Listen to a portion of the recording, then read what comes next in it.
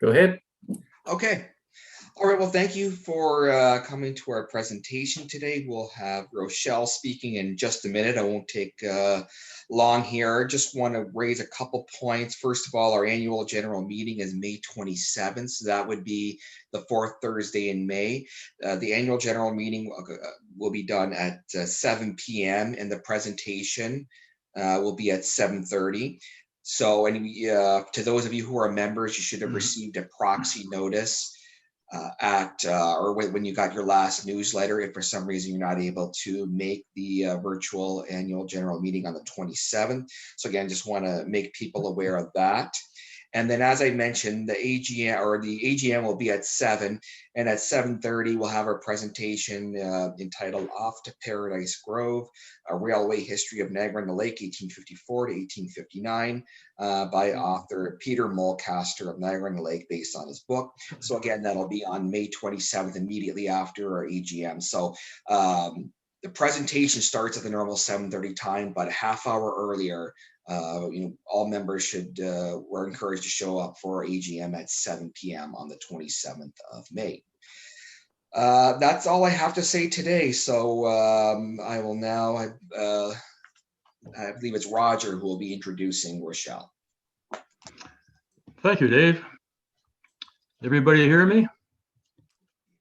Yes. Rochelle Bush was born and raised in St. Catharines and attended Niagara College, where she received a social service worker diploma. She is a trustee and the resident historian of the Salem Chapel, British Methodist Episcopal Church, Harriet Tubman Underground Railroad National Historic Sites, which is a featured attraction on the Niagara's Freedom Trail. Rochelle is a sixth-generation African-American freedom seeker descendant. Rochelle descends from free Blacks and fugitives who arrived by the way of the Underground Railroad. One of her early maternal ancestors settled in St. Catharines in 1837. Her earliest paternal ancestor settled in Oro, Ontario in 1830. Rochelle's maternal great-great-grandfather was a minister in charge of the Salem Chapel for a while when Harriet Tubman attended the church. In the early 90s, Rochelle began to preserve, promote, and protect Canada's rich Black history. She participated in the development of the early Black history narrative and government tourism initiatives in St. Catharines and Niagara. Rochelle is also the proprietor and primary guide of Tubman Tours Canada. Over 10 years ago, she created the Harriet Tubman Tour, which highlights the decade the famous Underground Railroad conductor spent in St. Catharines. Now sit back and enjoy Rochelle's presentation on the BME Church Salem Chapel. Rochelle. Thank you for the introduction, Roger. Okay, so let's see, share screen.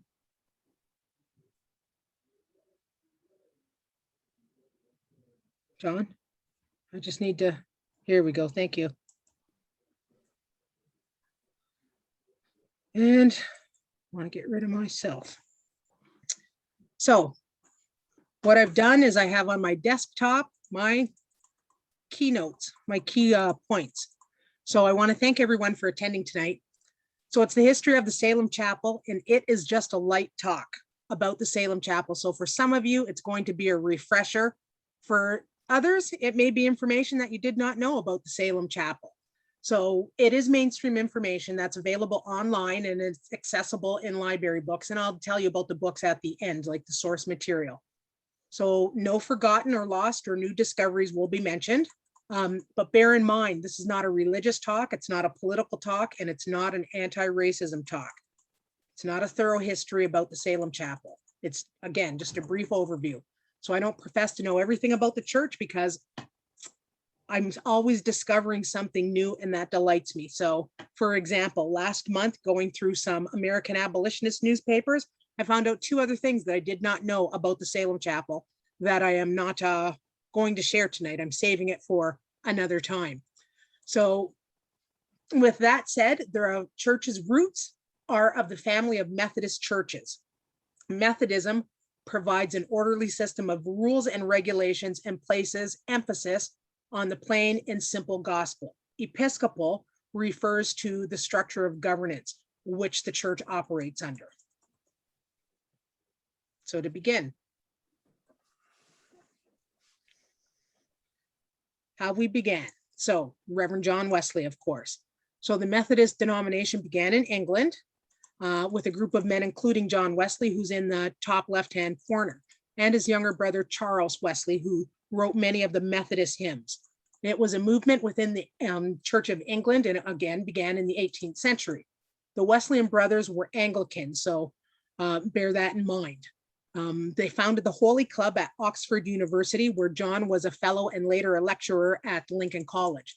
The club met weekly and they systematically set about living a holy life.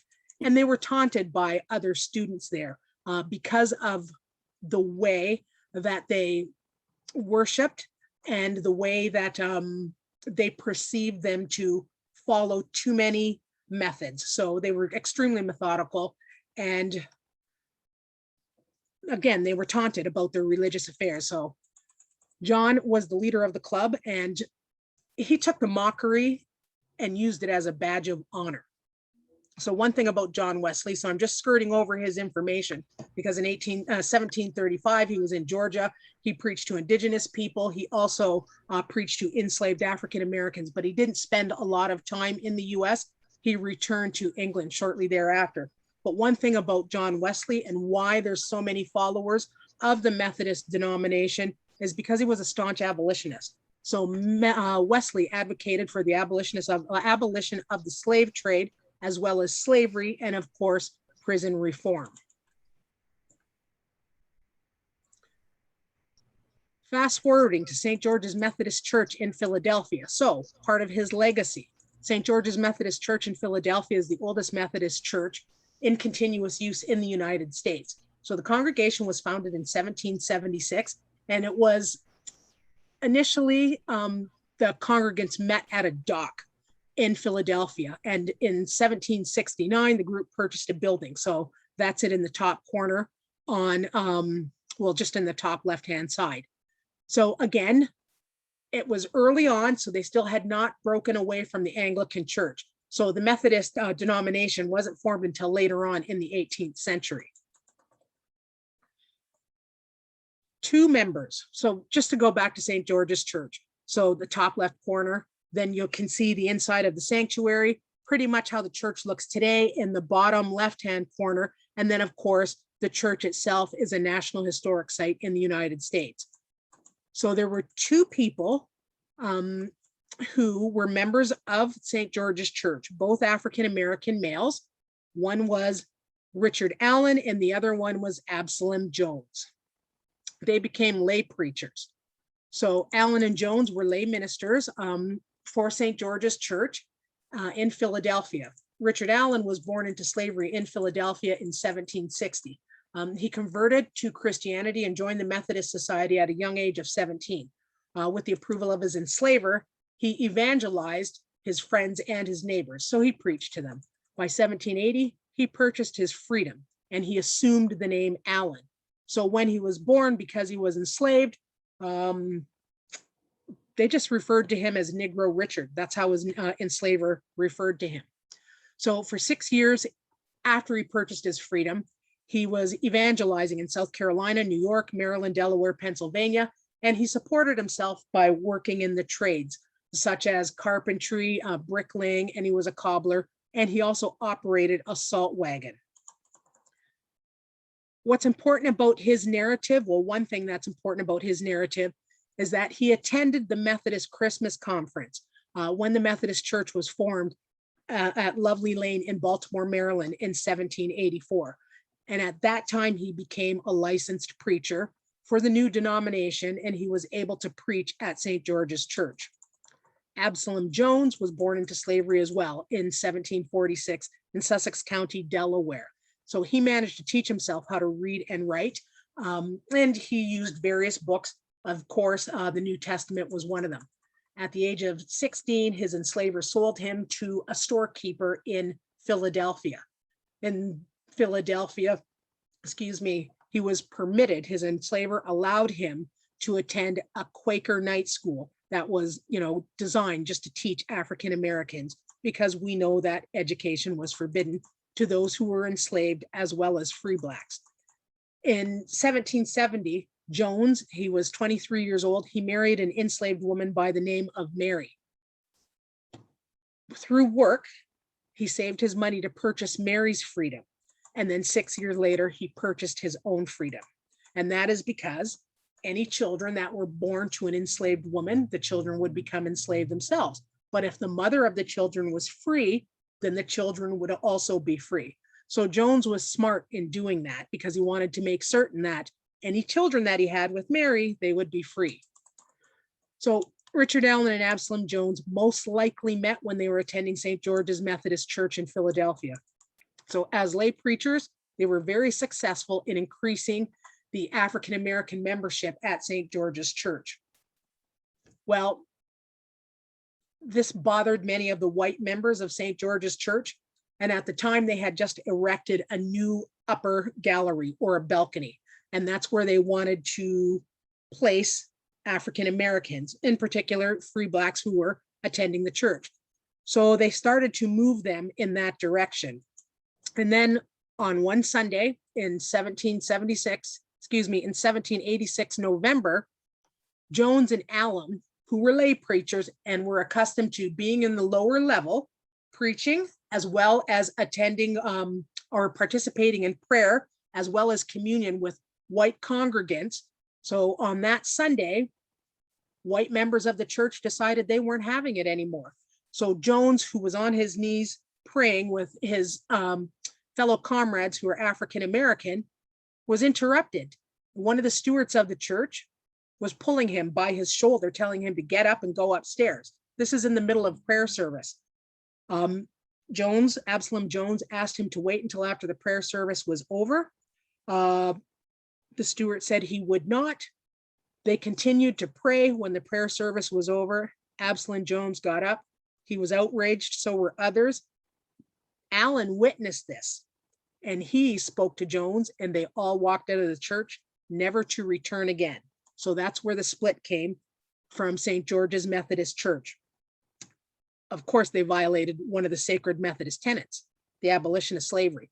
So what John Wesley actually started, they tore apart.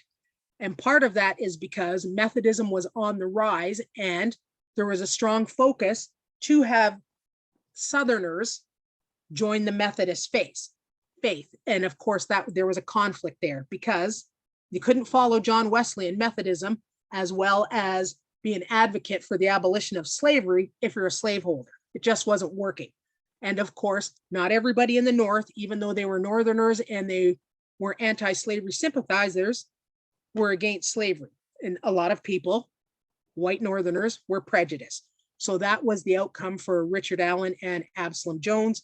And that's what made them decide to leave St. George's Methodist Church. So with that, they formed the Free African Society. So with this society, they provided religious instruction and they offered mutual aid. The society also functioned as a club, so to speak, where members of Philadelphia's Black elite could socialize and forge business partnerships or relationships with one another. Allen and Jones envisioned the society as a foundation of an interdenominational church for the city's free Black population. Richard Allen, however, found that the Free African Society's incorporation of Quaker practices, such as silent prayer, was incompatible with his desire for more outwardly expressive forms of worship. Again, he's a Methodist and they were evangelists. So as a dedicated Methodist at that time, he left the organization 2 years after founding it.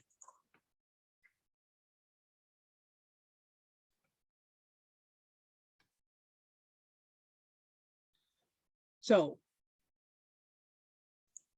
what Allen did is he established the African Methodist Episcopal Church in Philadelphia. It's known as Mother Bethel. So the short form, the AME Church, it grew out of the African Free Society, the Free African Society, excuse me. When officials at St. George's Church, of course, caused them to depart. So Bishop Allen formed the African Methodist Episcopal Church in 1794, and he was dedicated as the pastor. So that's a picture, a sketching of Mother Bethel in Philadelphia. It's actually located on Lombard Street. That's where the church, that's how the church looks today. In the far right corner, that's a little image of Richard Allen there. And then in the center, of course, is the sanctuary. And then there's a plaque because it's a National Historic Site.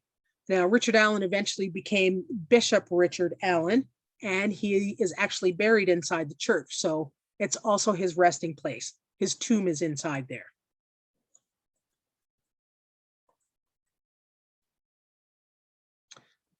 So this is the African Episcopal Church, and it was founded by Absalom Jones in later 1794. So it's actually called St. Thomas Church. And Jones became the lay reader in 1794, then a deacon in 1795, and then eventually a priest in 1804. So Jones became the first African-American priest in the Episcopal Church in the United States. So that's a sketch of the church in the top left corner, the church, how it looks today, Jones at the bottom, the sanctuary, and then of course a plaque because it is a National Historic Site. So 1794, both of these churches were formed. Fast forwarding just a little bit. Now it's 1830, the first National Convention for Free People of Color in Philadelphia. So this is a part of the Constitution, which states that the Free African Society was formed to improve the condition of free people of color in the United States and for purchasing lands. And of course, more importantly, for the establishment of settlement in Upper Canada. So that starts the movement for the AME Church in Canada.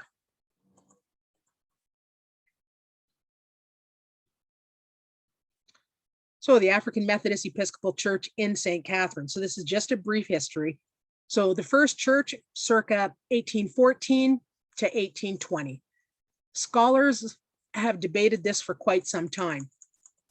So at the top is just a picture of Blacks out and about with a camp meeting.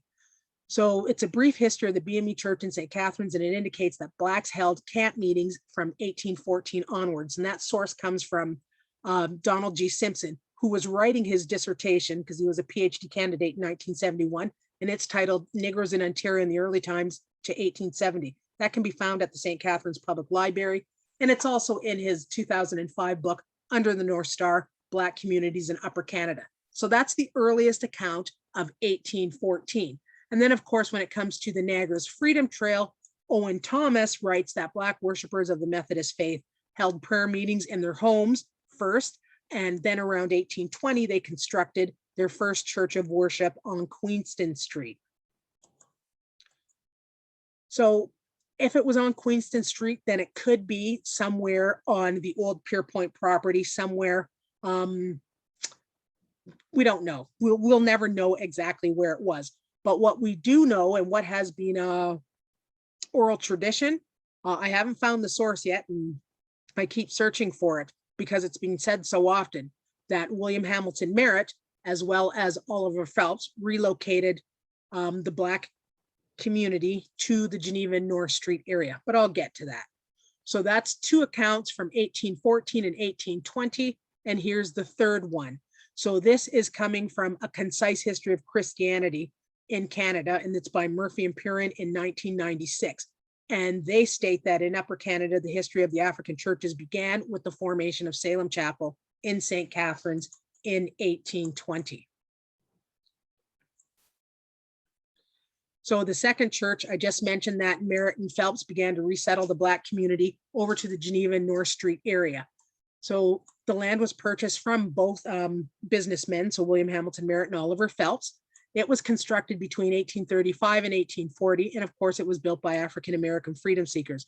We know it was a crude log cabin and it held about 70 members, and it was named Bethel Church. So local newspapers report that that's what it was, a log cabin or a log structure. So The church was used for social justice. This we also know. Let me back up one time. So just going back to 1835, because I don't want to miss this. The Zion Baptist Church was not established until 1844. It began in 1838 as a Baptist society. They had no church. What we do know, according to local newspaper accounts, is that the first Emancipation Day celebration was held in St. Catharines in 1835. There was a grand parade in the downtown core, and then there was a service at the colored church. So, process of elimination, we know that there was no church. The Zion Baptist Church did not have one, but we do know that the AME Church existed. So it was still an African Methodist Episcopal Church. So we most likely it would have been at the AME Church because there was no other church. So the first AME celebration. So the church participated in that for decades up until the time that it was relocated to Lakeside Park in the early 1920s. The church, again, of course, social justice. So now we're moving to 1854. It's still the second church. You'll see the top corner. It's a picture of a group of people inside the church. And this is because a boycott was taking place in St. Catharines. So the people were actually boycotting the hotel industry. So they were protesting because there was a dispute. Two of our bishops, one being Bishop Daniel Payne, was refused a ride on an omnibus. So, which was pretty much a coach, a stagecoach. And that led to a severe boycott in St. Catharines. And it went on pretty much for a month. But the reason why I'm showing these articles is because it indicates that the church was on North Street. It was also picked up and the story was told in the Liberator. One thing about this, because of the racial discrimination, multiple abolitionist newspapers carried this story, and a lot of mainstream newspapers did, along one being the New York Spectator at the time. So there was plenty of outrage throughout the northern states as well as Canada West at the time, because there was so much discrimination. How it pretty much came to an end, and this is just my opinion, was because of Eleazar Stevenson, who eventually built the Stevenson House. And he was a businessman here in St. Catharines, and he was more than an anti-slavery activist.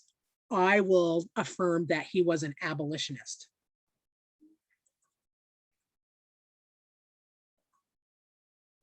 So that's 1854, and driving you a little nuts here. I just want to go back to there because I missed something. So about this log church. So we went to 1835. Now I'm going to bounce to 1837. St. Catharines sent a petition to the New York Conference because they were without a preacher and they wanted to be connected to the African Methodist Episcopal Church. They wanted the proper installation. Their wish was granted in 1838. St. Catharines became the first AME church in Canada, with two others coming up, one in Drummondville as well as one in St. David's. The reason why I backed it up is because at that time, there were two, Richard Williams, who was the AME minister, who came over at the time to install the church, dedicated to local preachers, one being Alexander Helmsley and the other one being James Harper. I descend from both. James Harper, we already heard Roger mention my great-great-grandfather, who was a minister here in the 1850s, and then Alexander Helmsley, my great aunt married his grandson. So an indirect descendant with him. But Helmsley went on to become the minister of Bethel Church, because that's what the church was still called, throughout the 1840s, all the way up until 1855 when he passed away.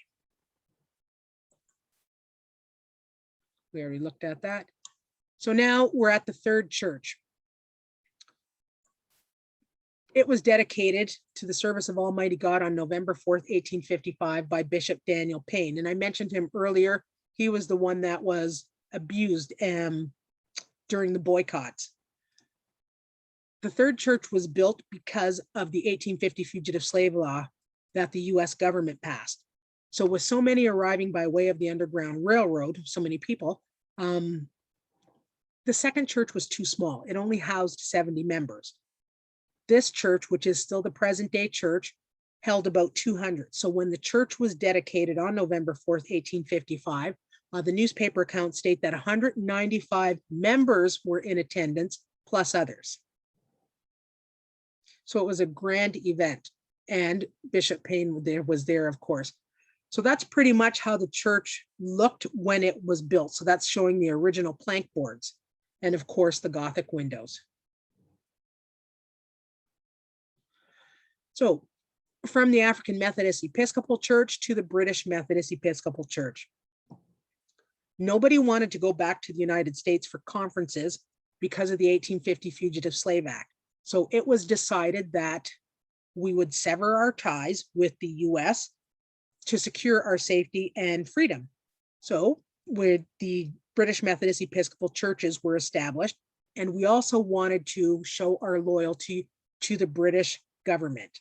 So this information comes from scraps of the African Methodist Episcopal Church, and it was written by Bishop Handy, and it was published in 1902. So the first movement to separate began in 1854. Then it was spearheaded by Reverend Benjamin Stewart, who was from Hamilton. So during the annual conference, he suggested that we separate from the African Methodist Episcopal Church.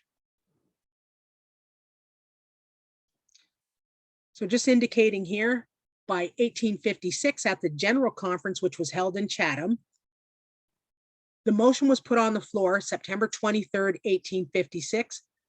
They had discussions, then it was eventually dissolved on September 29th. So no more for the AME Church. They elected a new bishop for the Canadian Conference, Reverend Willis Nazary, at the Chatham Conference. So you can see where I have the two arrows indicating the date as well as the person who would be in charge, the presiding bishop.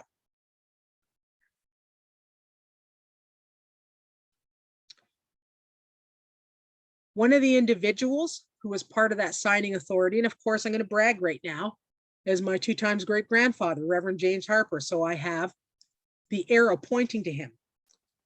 So that was at the General Conference in 1856 in Chatham. It was not completed until 1860.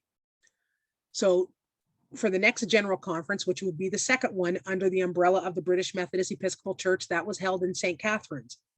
So there you'll see again, it consisted of Bishops Payne as well as Bishop Nazary and then Brother Harper, because they needed an ordained elder to complete the task with them. So signing off on it. Now we're moving on to our most famous member, Harriet Tubman.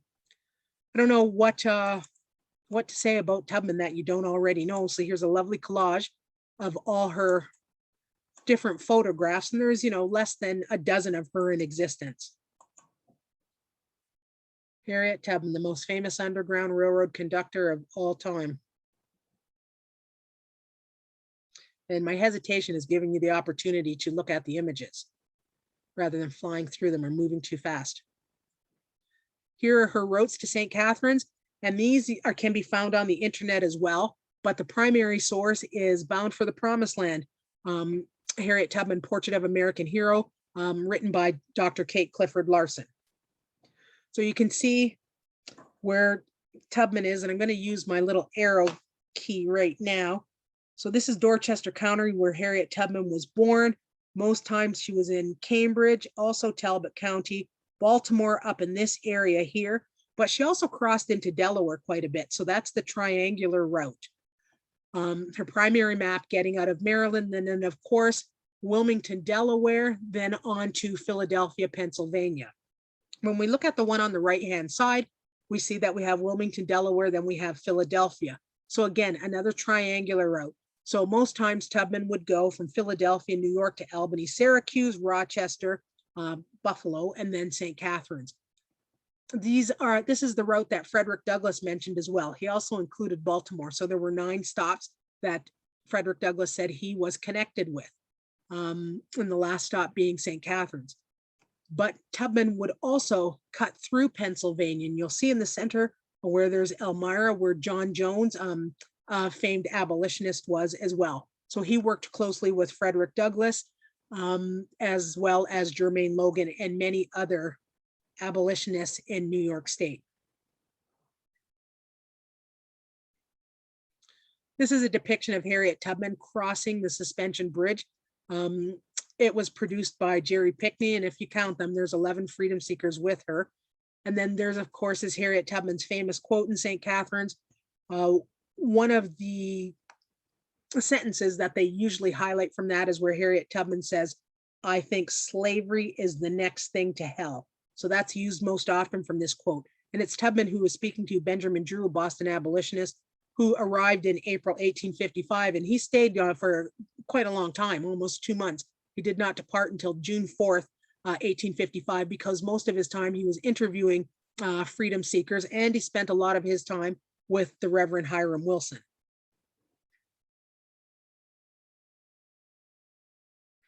So just to stick with Tubman, we know that she brought her elderly parents here, and we know that she brought her 3 brothers to St. Catharines.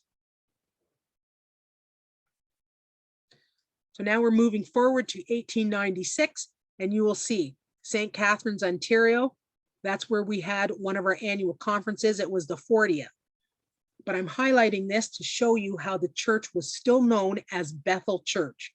So you can see the enlarged section in the arrow. A lot of the people who have written about the church between, I'm going to say, 1980 all the way until 2010 kept referring, or they continue to do so, refer to the church changing its name in 1856 from Bethel Church to Salem Chapel. That is not true.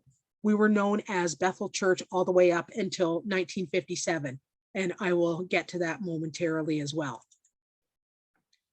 So this was the 40th annual conference, and it was held in St. Catharines. So now, the doctrine and discipline. So we are an active incorporation through the Ontario legislation that came about on May 6th, 1913. 2 of the gentlemen that I'm highlighting here, Richard Amos Ball, or Reverend Ball, as well as Samuel Richard Drake in the bottom left corner. Both were born and raised in St. Catharines.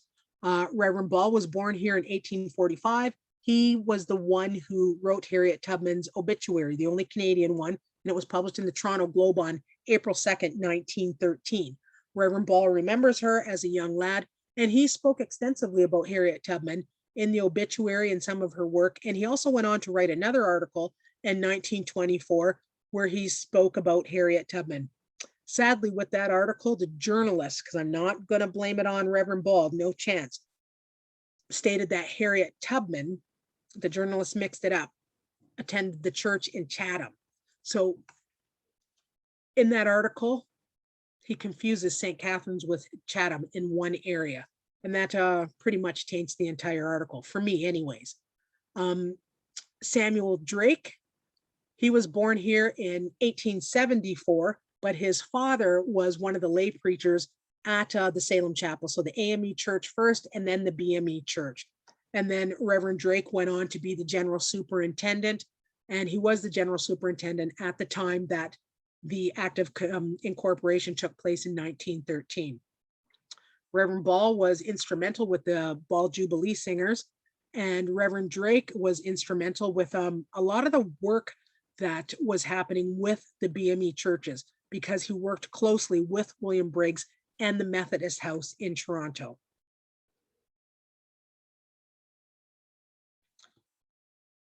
In 1917, the Restoration Project, so Reverend William McHenry Binties.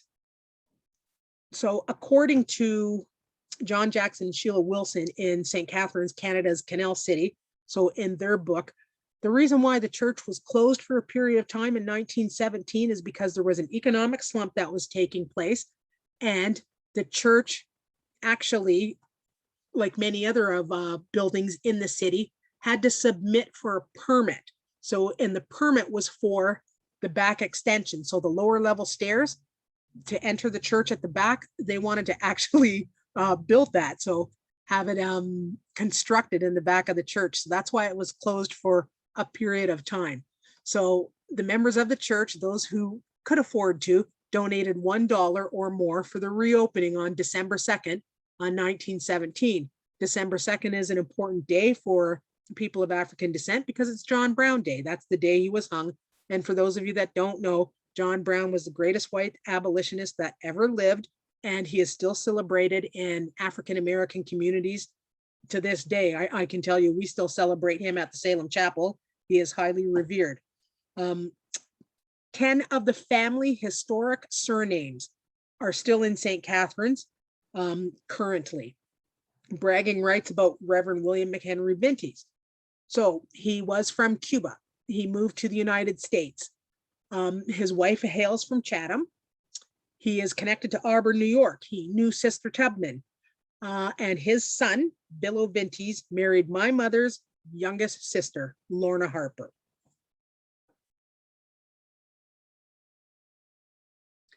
The 60th annual conference of the Salem Chapel, of the British Methodist Episcopal Church of Canada was held at the Salem Chapel in 1925.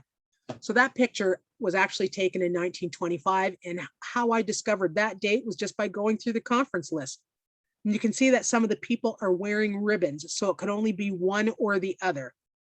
If they're not wearing ribbons, you would know that it was just a church congregation, the Salem Chapel. If they're wearing ribbons, of course, it was either an annual or a general conference. So that's what it was at the time. So it could only be the 25th because it was held in St. Catharines. So it was the 69th annual conference, in 1925. Bottom corner, same thing. General Conference, 1932. And you can see the banner. When it's enlarged, it says the 20th General Conference, both at the Salem Chapel. Famous hockey team. So you can see that they're standing in front of the Salem Chapel, and this is 1937.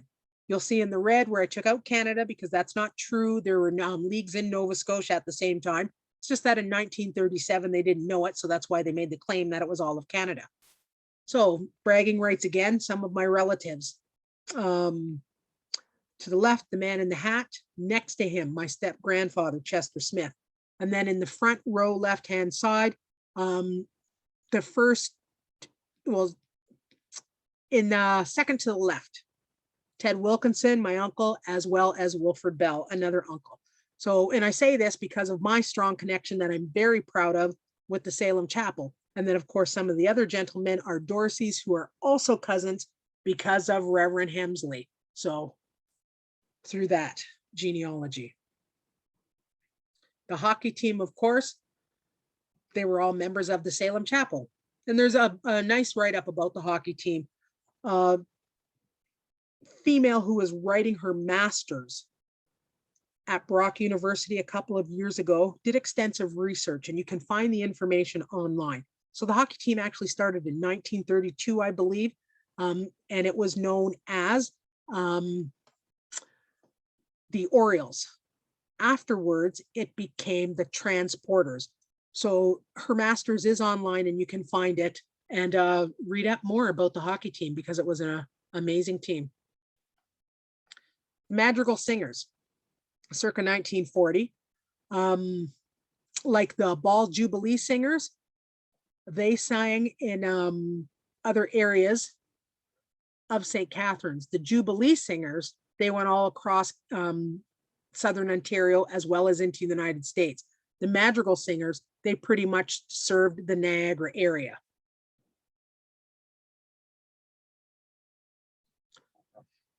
(1957). So this is what I was mentioning. So the Salem Chapel, it says, "In God is our trust." The minister at the time was Reverend Winston Clark. He wanted to restore the church because a lot of it was, in financial ruin, not financial ruin, restorative ruin like it is today. So there was a lot of cause for concern.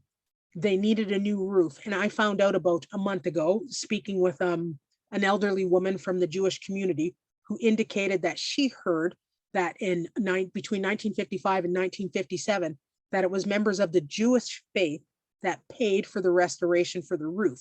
So I just have to do some more background work just to confirm that that is true. But, you know, it wouldn't be a surprise to me because of the close association with the Jewish community. So for example, 1955 and 1957, and even throughout the 60s, a few of my uncles worked for members of the Jewish community. So I wouldn't be surprised there. So there was a strong relationship there. But you can see that the plaque says Salem Chapel, and so do our annual reports. That's when the church actually became known as the Salem Chapel. So I want you to have a good look at this picture and just notice the front doors on the church and notice the little half moon shape at the top of the church. 1960. So now we're pretty much going mainstream in our history, but just lightly. This is a publication from the St. Catharines Standard from December 31st in 1960.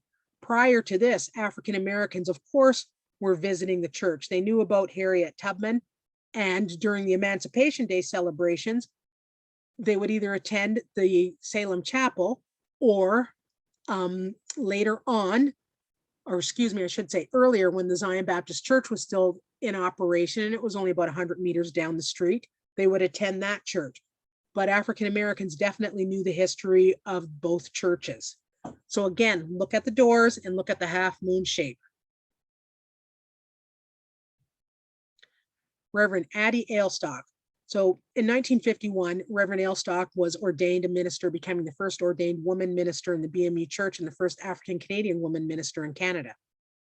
Reverend Ailstock served the Salem Chapel from 1964 to 1969. In doing such, according to John Jackson and Sheila Wilson again, she became the first ordained woman minister in St. Catharines. That is amazing.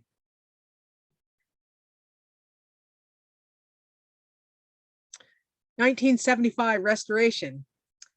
The doors are gone, and so is the half moon shape. So the minister at the time was Reverend Daly, and he took it upon himself to start a restoration project. He removed the doors and he covered the half moon shape, put up the cross, and the doors, as I've been told, were sold to a farmer in Waynfleet, so the original doors, and he decided to install front doors that were similar to the Gothic windows. And he changed the entire railing of the church. 1980, the church received its municipal designation.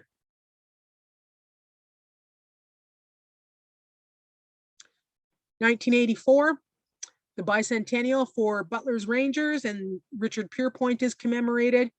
So the city of St. Catharines, as well as the chairman for the bicentennial, William Stevenson, honor Richard Pierpoint, and they presented this plaque to the Salem Chapel. Why? Again, two reasons. Number one, he's a person of African descent, so there was no way white churches could claim him, or white people for that matter. And number two, Pierpoint died between 1837 and 1838. Nobody clearly knows the date, but Zion Baptist Church was not available at the time. So it hadn't come into being at that time yet. So matter of deduction, the only church that would have been around at the time of Pierpoint's death would have been the African Methodist Episcopal Church, which eventually became the British Methodist Episcopal Church. 1990, Harriet Tubman Day. So the Underground Railroad was known, but it was mostly celebrated by people of African descent in the United States as well as Canada. So we weren't big. Nobody really cared. White scholars were writing about it. Earl Conrad wrote about Harriet Tubman in 1942-43. He published his book, General Tubman, but he had to publish it through a Black publisher. So it was Carter G. Wilson's publishing house that actually published it because no white publishers were interested in Tubman. We're going to move to the 1960s. Now Larry Garrah writes The Liberty Line, which is about the Underground Railroad. And he's the first white person to indicate that no, it wasn't white people who helped people of African descent escape from enslavement. They actually did it themselves. They got out of the South themselves and made it to the free North. So that was a turning point, but still minimal interest. And I have correspondence from 1968 that I received from a university, which indicates that Brock at the time had no idea who Tubman was. So that was the feeling in the city. And again, backing up to Reverend Richard Ball in 1913, there was no interest to write a Tubman obituary. So Ball had to do it from Toronto. So now in 1984, a gentleman by the name of Charles Blockson writes an article for the National Geographic. He highlights Harriet Tubman and he connects her to St. Catharines, and that starts the entire movement. Now it's 1990, the government's interested because there's a push taking place in the United States with regards to the Underground Railroad and Harriet Tubman. But one thing that those folks would not do in the US, and I'm speaking about African Americans, was acknowledge Harriet Tubman without St. Catharines. They refused to do that. So the only way they could do it to get her included in the proclamation that George Bush Sr., who was president at the time, he put forth a proclamation announcing March 10th as Harriet Tubman Day, was to ask our mayor, Joe McCaffrey. So Mayor Joe McCaffrey put forth, and City Council, of course, put forth the proclamation for Harriet Tubman Day. And of course, it was held at the Salem Chapel. The 135th anniversary in 1990. So it was on November 4th, 1990. And that's when the Honorable Lincoln Alexander, the Lieutenant Governor of Ontario, he arrives in St. Catharines, and they put up this plaque, which is known as the Freedom Wall. Then it was for another restoration project that is taking place. The reason why I have the governor over top of the plaque is because I was too short, to be honest, and it's the glare coming off the plaque that you could see my image, and I just didn't want to highlight that. So what's important is that you see this Freedom Wall was dedicated on Sunday, November 4th, 1990 by the Honorable Lincoln Alexander, Lieutenant Governor of Ontario, and it's a tribute to the major donors for the restoration project. So the plaque has been hanging in the Salem Chapel in the sanctuary since 1990. Lincoln Alexander, of course, was a good friend with many members of the Black community in St. Catharines, and both churches, Zion Baptist Church as well as Salem Chapel. So 93, we have the Harriet Ross Tubman plaque. So she was born circa 1820. And then a lot of information about Tubman has changed since that time. So there was an old narrative about Tubman between 1869, when Sarah Bradford wrote her first biography, all the way up until 1993. So Earl Conrad had some information in there as well. He actually identified St. Catharines, whereas Bradford didn't. She identified Canada. But they got some of the information. Well, I'm not going to say it's wrong because they didn't have all the material, Conrad I'm speaking about, that is available to everybody today. So it was a great plaque for its time, but it should be updated if that were possible. 1999, the Salem Chapel becomes a National Historic Site. So that's the federal plaque, of course. In 2000, the St. Catharines or the city's heritage markers that are throughout the downtown core, and that is the one with regards to the church as well as Harriet Tubman. And you can see that Tubman is identified as a brave freedom fighter, and she was known as Moses, which is true because that was her code name during the Underground Railroad era. And then we have at the bottom Harriet Tubman's national plaque because she's a person of national importance. And that was the designation came in 2005. However, the plaque was erected in 2011. And then in 2010, we have Harriet Tubman statue that's in the courtyard of the Salem Chapel. Now some interior pictures of the church. So with this talk, the hope was that it would be a virtual talk, video camera, me walking around and, just talking about the church, but that wasn't possible. So had to regroup and try something else.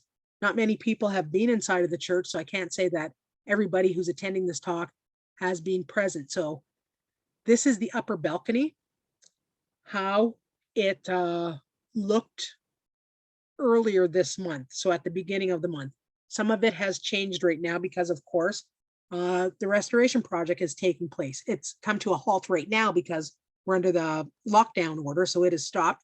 But those are the original pews from 1855, and you can see how it was constructed. So as we descend down the staircase, leaving the upper balcony, this is the first hallway. This is the only hallway that you'll see, and you can see some of our display cases. So the one in the top corner at the very bottom, you will see the offering plate. That was discovered in 1990 when Lackack and Brock students were in the attic, and they found that as well as a few other artifacts. So a lot of historic books, and some are really incredible. One going back to 1835 that's discussing the mineral springs here in Niagara.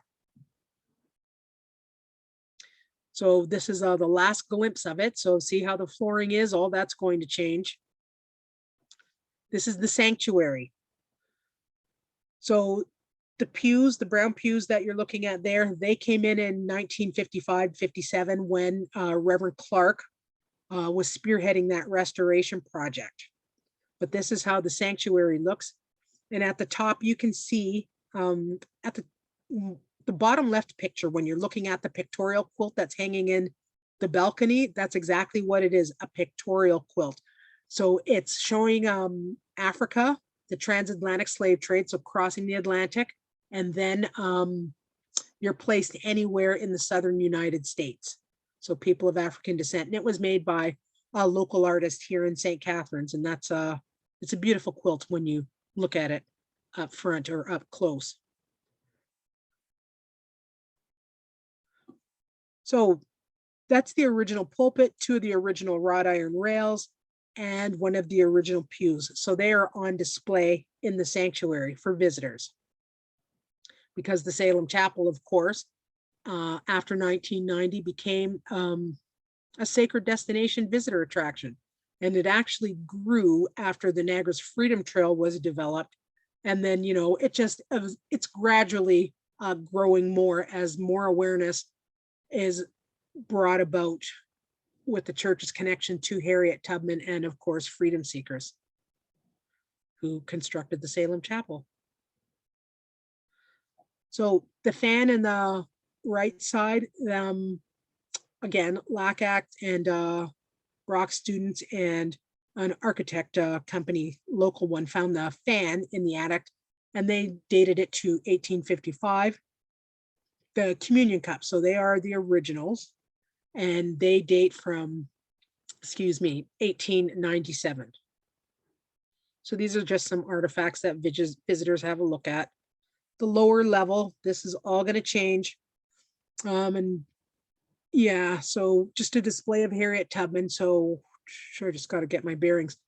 So when you're looking at the top right side, that's where the wall begins, and it's all about St. Catharines and Harriet Tubman and those that were connected with it, freedom seekers who arrived by way of the Underground Railroad with Tubman and those who arrived without her. So when you're looking in the bottom left corner, that's where we actually begin discussing the construction of the Welland Canal. And then as you move along that wall up at the top, there's more, no, I'm wrong about that. If you go to the far right bottom corner, as you move along that back wall, that's more information about the local history as well as Tubman. And then it goes right into her Civil War information. And then what's missing is the information or the display about Zion Baptist Church.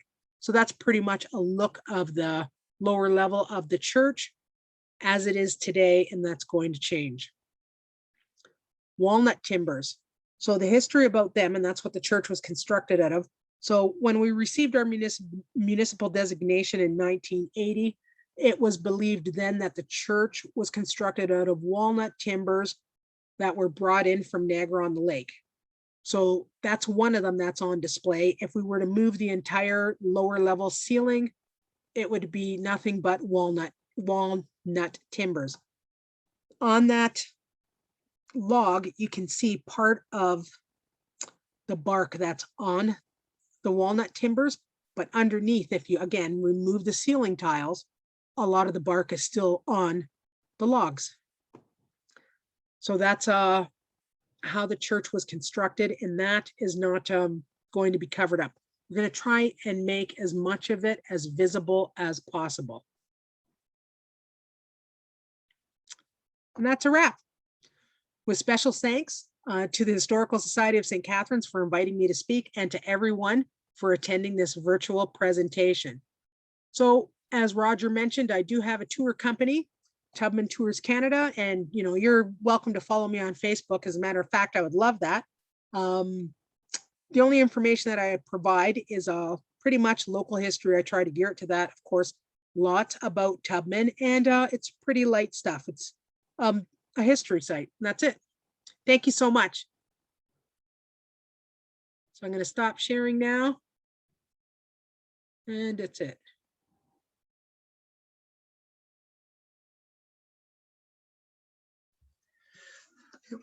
Okay, thank you. I guess I can ask now if there's any questions. The way we can do this is you can either do it where this says chat. You can write in a question, or put up your hand virtually, or that just might be a way to do it orderly. Or if we're able to, speak, if no one else is speaking, you can ask a question then.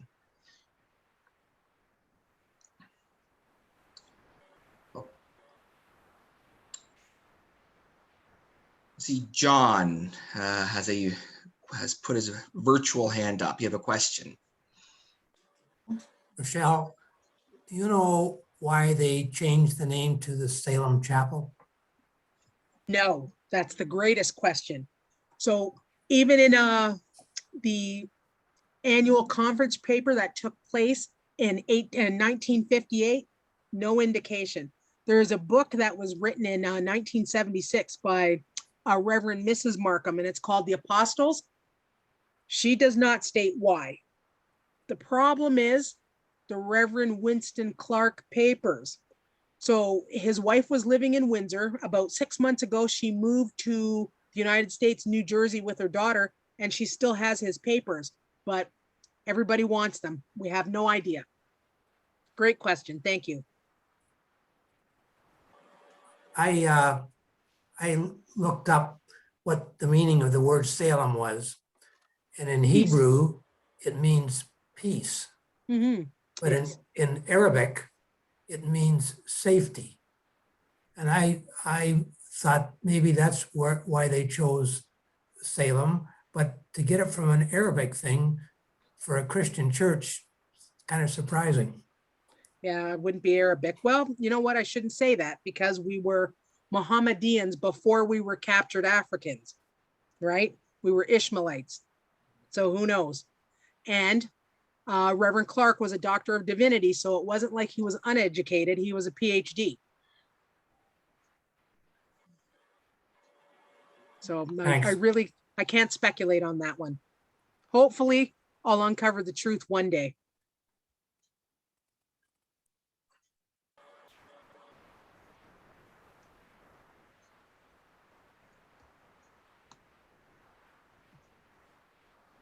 Are there any other questions or comments?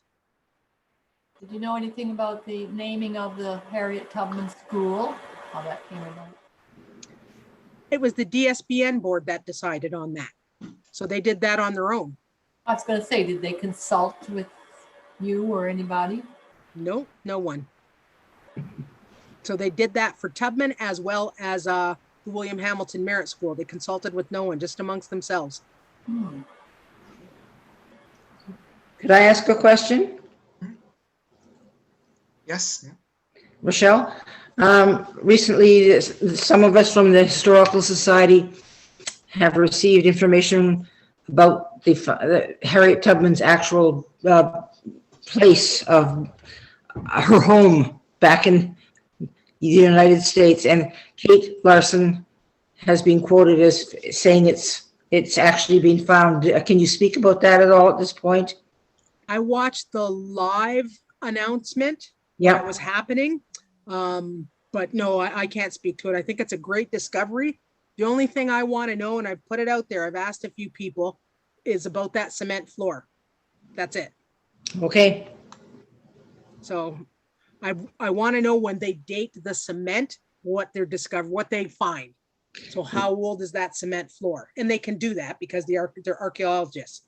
So usually if it was an enslaved cabin or even a plantation house, were there truly cement floors? Like, I believe it. I'm just interested in the dating of the cement. I just think that you and I and everyone else that knows Kate Larson's work, her work is incredibly good, and I'm hopeful that this is all correct. Oh, there's no doubt that it's not. How can I say this? It's 100%, Gail. Believe that. Believe that. Okay. Thank you. Yeah. Great presentation. Thank you. Thank you. Isabel, I see your hand is up. Yes, I've been patient here. Hi, Isabel. Hi, Rochelle. Can you tell me the name of the author of Liberty Line? Larry Guerra. Okay. Last name spelled? G-A-R-A. Was too easy. Thank you, Rochelle. You're welcome. Well, there's looking at a written question, Rochelle. This one might be hard to answer, but it says, I'm very impressed with your great history. Thank you. When is the church open for viewing?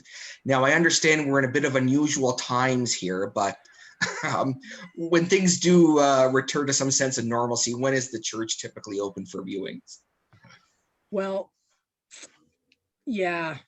That's a tough Because- question. Yeah. Yeah, because of the pandemic, we're not opening it to the general public.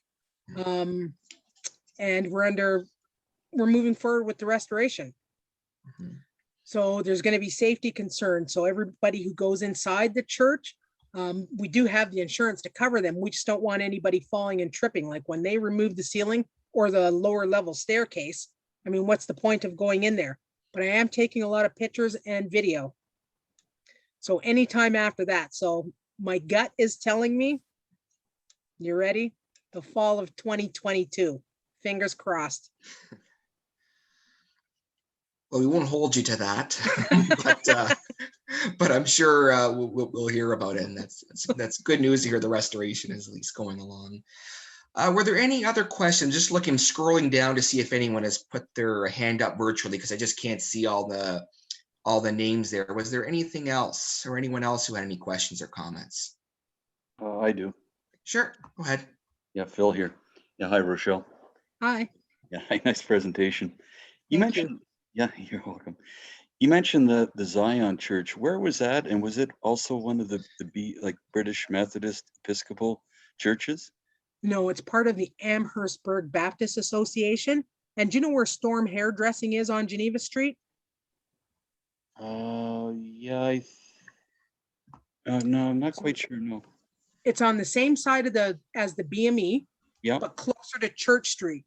So okay, you'll got see it. Storm's Hairdressing, the Yeah, empty right. lot that was right beside Storm's. Oh, okay. So it was demolished in 1958. Oh, I see, okay. Okay, thanks. You're welcome.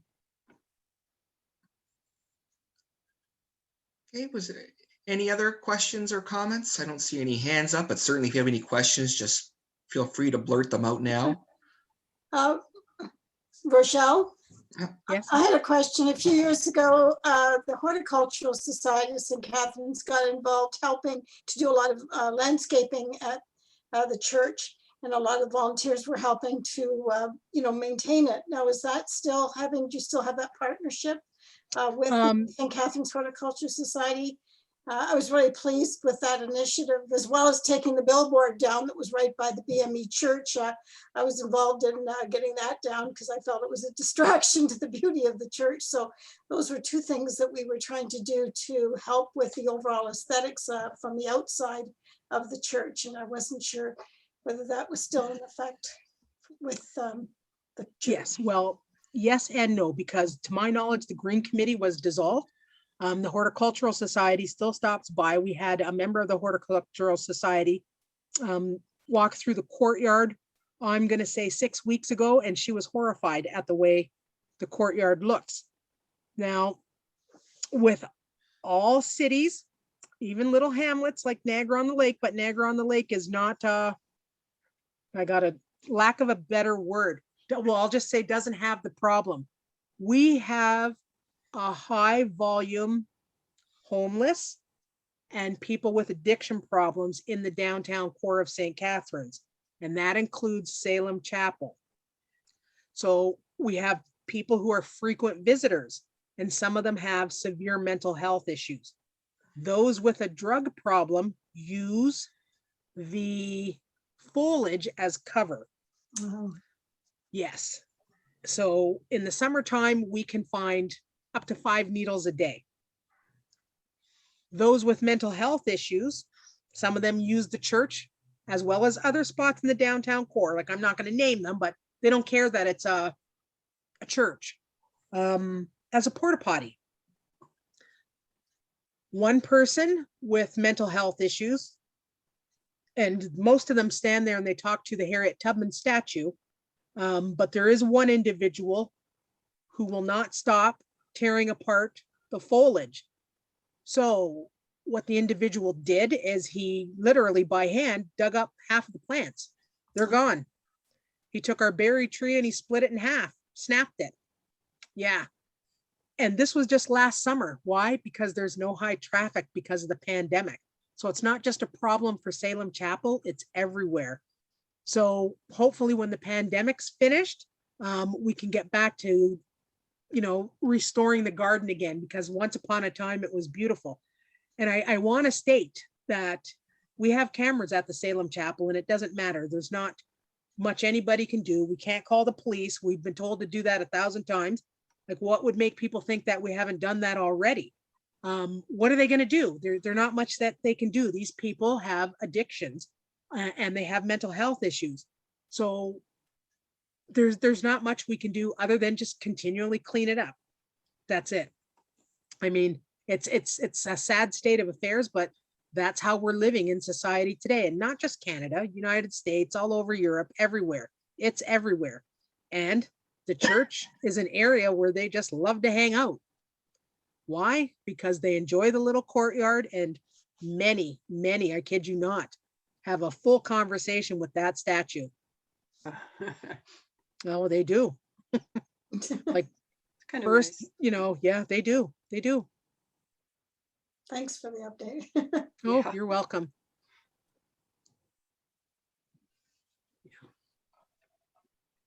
I have a silly question, Rochelle.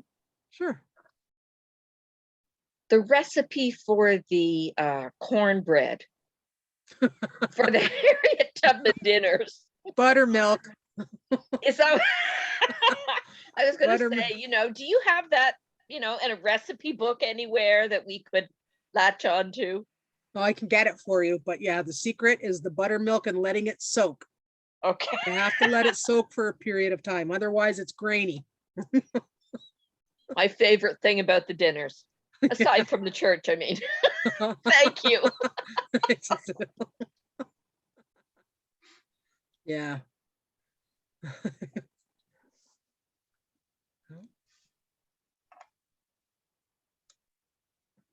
Any other questions or comments? I'm just scrolling down here. I don't see any. I don't see any more written comments.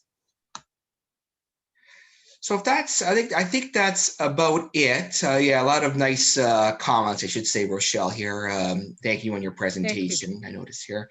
So anyways, if that looks like that's it, but I do want to thank you, Rochelle, for your presentation. I do want to say also too, this is our 5th, I think, virtual presentation. I think we got up to 53 participants. And when you consider a lot of people, there's, you know, at least 2 people there. This was a very well attended presentation. So I think we're all very pleased to see that. And I know you've been doing a lot of presentations recently. So, you know, thank you for taking the time to come and speak to us here. And no, again, very well done, learned a lot. And yeah, that's pretty much all I have to say. Thank you. Thank you. Thank you. And thank you everyone for attending and thank you for the comments. Thanks, Rochelle. Thank you. And I just want to thank everyone also for attending virtually. Once again, thrilled at the people who are here. And while we have a lot of people here, I should say that, you know, we're always looking for members of the Historical Society of St. Catharines. So our membership, if you go to our website at St. Catharines History, you'll see it there. If you go online, you can see a membership form. Our next meeting is May 27th. At 7:30 will be a regular presentation. Again, thanks for everyone for coming out, and we'll see you the next time. Thank you. Thanks, Rochelle.